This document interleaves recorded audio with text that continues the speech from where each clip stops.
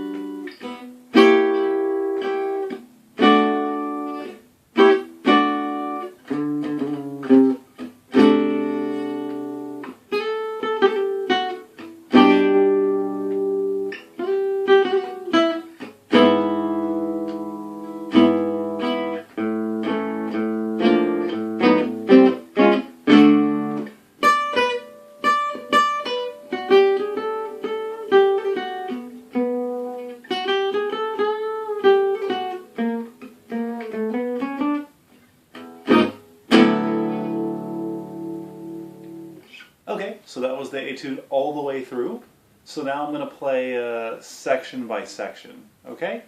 So first, just the first A, which the chords are the D, the 1 chord, the 2-5, and then another 2-5, and then back to D, okay? So here we go, just the first 2, 1, 2, 3, 4.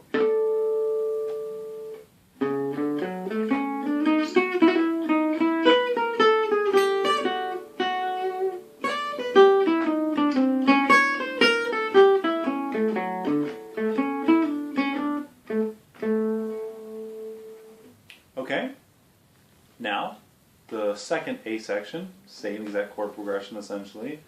Okay, 1, 2, 3, 4.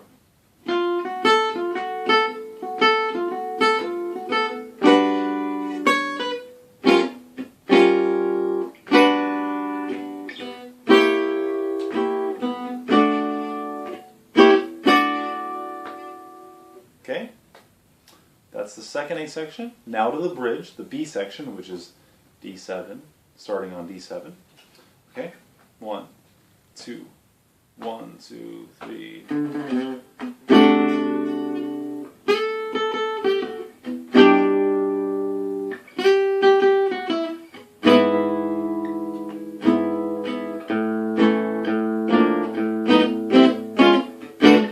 And now the final A.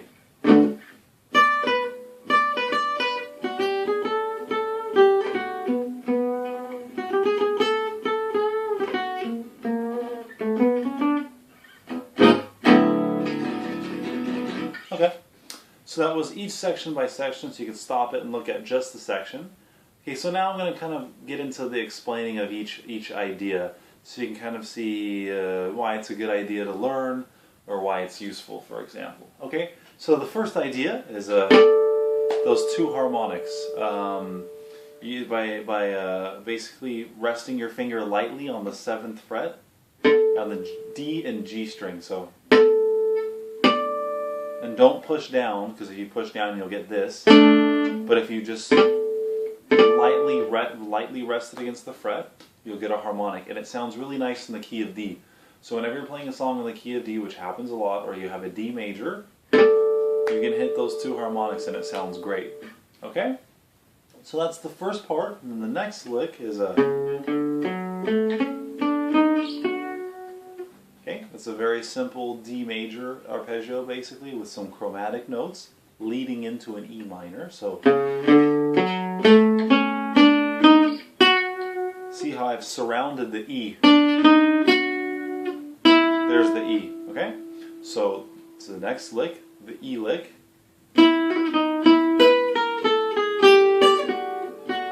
Okay, again slowly.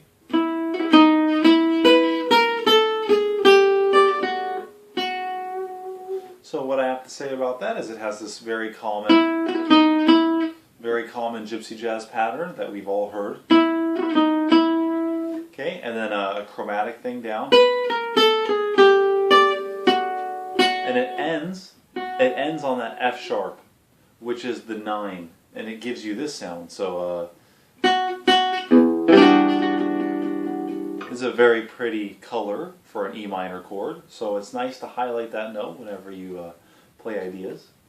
Okay, and then the second 2-5-1 idea is just now for the E minor lick, E minor 7 arpeggio.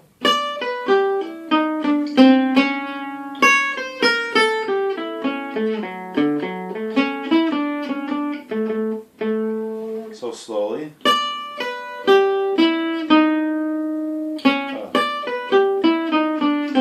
Yeah, so.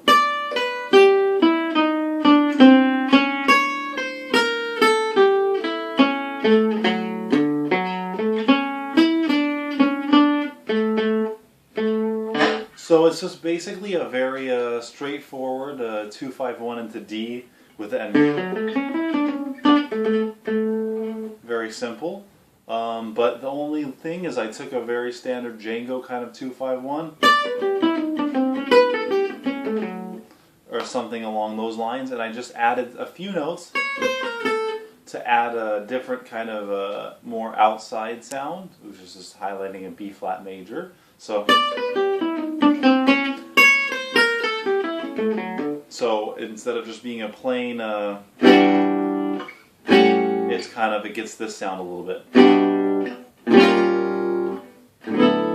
Okay, so now for the second A section, I use this blues lick that's very, very popular and very common in all jazz and jazz minutiae. A lot of players use it, and it's just a great lick that gets people really excited. So it's just a great blues lick. And if you want to think of where do I use this, just think the 5 of the chord. So I'm in D, the chord is D, so I look for the 5 right there, okay? So then the pattern looks simple. So if I was in the key of C, for example, I look for the 5 right there, and then, okay. So anyways, so back to this. And then for the E minor, I just do this little chord, and then very common sound and texture. So the first chord, and then I go back to, because the chords go back to the E minor, and then I do this, and then I resolve it. And it's a very, that's also another common thing, that classical resolution. For example, it's in a million songs. A lot of it's a very straightforward resolution. So you can do it just like this, or you can do it like with the diminished chord that we all know, and then just a regular D major chord with D on the top.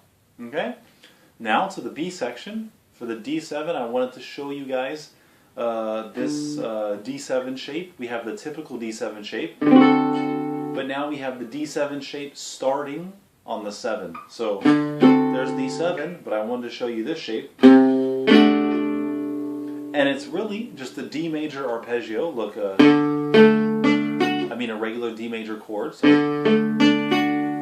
but instead of this being the root right here, this D, I'm going to drop it down there.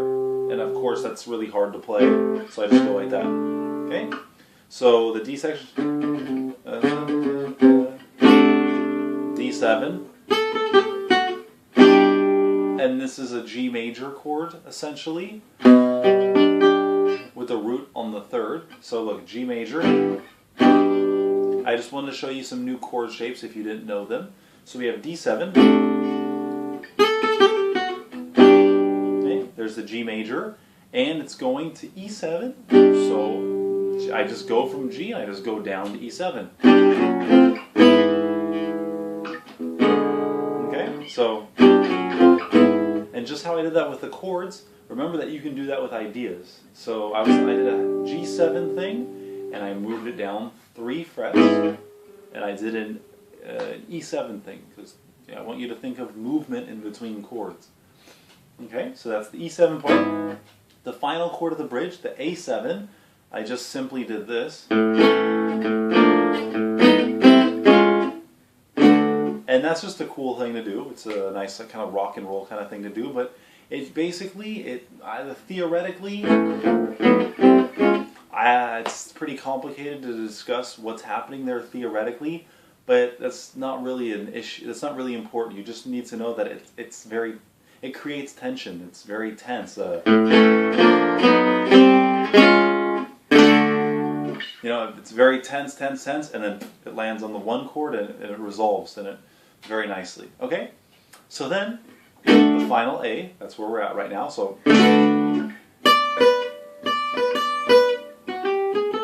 oh, sorry. So,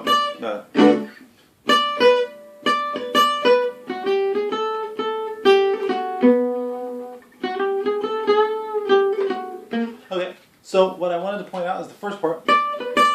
It's always nice to quote a melody in your solo, in your improvisation. It's always nice to quote the melody. It's just a very nice thing to do every now and then to remind people that this is the theme and this is the melody of the song, and it brings everyone back, and it kind of ties your improvisation back into the song.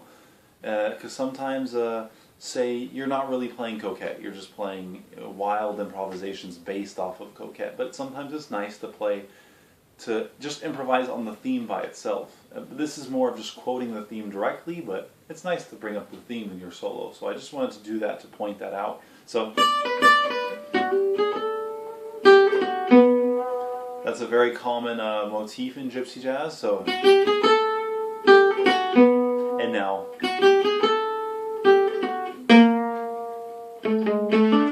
so this very common. It's got that this kind of sound. That we all know, that kind of shape, that 2-5-1 shape. Instead of going, you can do this. That doesn't really have as much of a kick or a strong gypsy jazz sound as. So that's the idea behind that.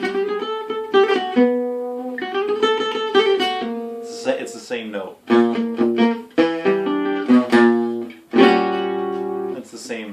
It's the B flat, okay? So, and then the only thing I changed right there is the second time I did a bend up into that A. And it's nice to do these kind of guitaristic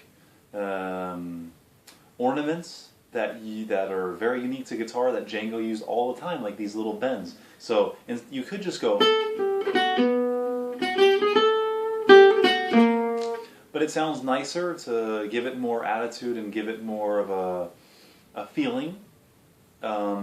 If you do this. So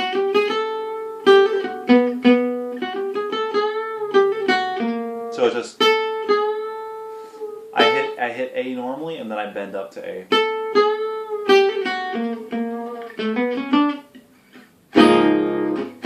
Okay, so that's great. We have everything all together. So you can watch any part of the video to go back and forth. And if you have any questions, just send me an email or send me a message on Facebook. I'll be glad to answer anything you have to say. And I'll also put a link to my previous video of all of me. And I'll be coming out with a new video soon for the next etude for the next song.